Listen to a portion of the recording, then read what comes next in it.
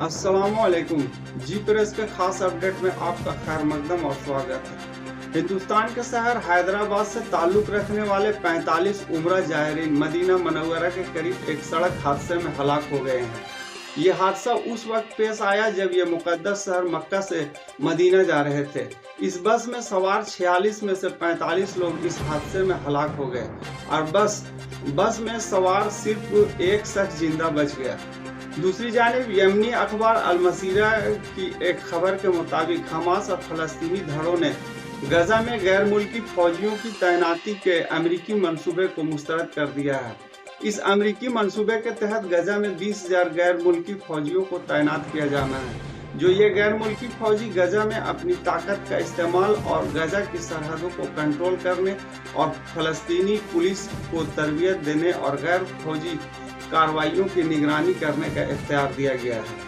Hamas और दीगर फलस्तीनी धड़ों ने एक मुश्तरका बयान में कहा कि हमारी जमीन और हमारे लोगों पर कब्जे की एक और शक्ल मुसल्लत करने और गैर मुल्की ट्रस्टीशिप को कानूनी हैसियत देने की एक नई कोशिश है।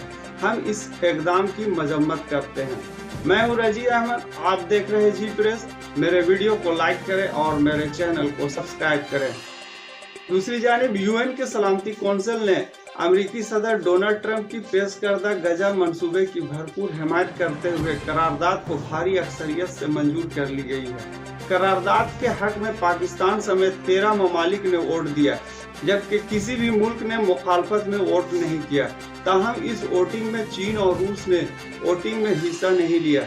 इस करारदाद के मंजूर होने के बाद हमास ने एक बयान जारी करते हुए कहा कि इस वक्त करारदाद के मंजूर होने से फलस्तीनियों के सियासी और इंसानी मुतालबात और हुकूक से अदम मुताबिकत के बिना पर हम उसे मुस्तरद करते हैं।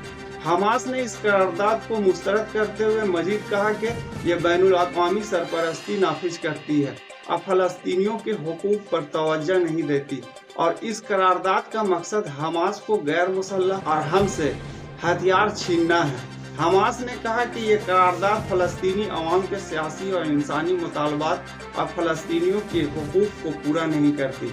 हमास का कहना है कि इंटरनेशनल फोर्स को यूएन की निगरानी में जंगबंदी की निगरानी के लिए सिर्फ गजा की सरहदों पर तैनात किया जाना चाहिए। दूसरी जानिब इजरायली फौज ने जंगबंदी के खिलाफ वर्जी करते हुए जनूबी गजा की पट्टी में एक इजरायली हमले में 3 फलस्तीनी शहीद कर दिए।